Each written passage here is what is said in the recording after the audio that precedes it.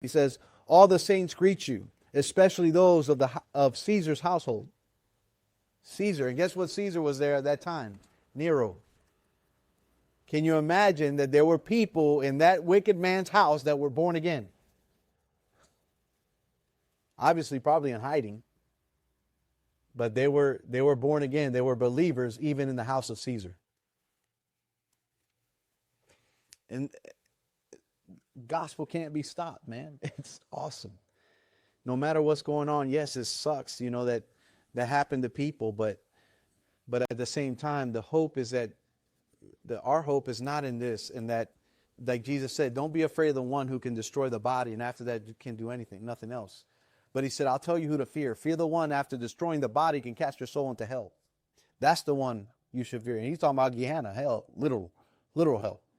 So we need to understand that God, his word will not be stopped, no matter who's there.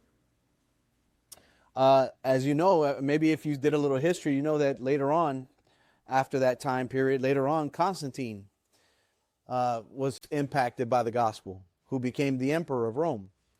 And Constantine, on the eve of a major battle to take power and become the sole emperor of Rome, had a vision in the sky of the cross above the sun, with the words that he would win. In other words, he saw a vision of the cross above the sun. And you're not going to see a cross if you don't understand that is a symbol for Christianity. Because our Savior died on a cross and he bore it. And that was a way that they symbolized Christianity as well.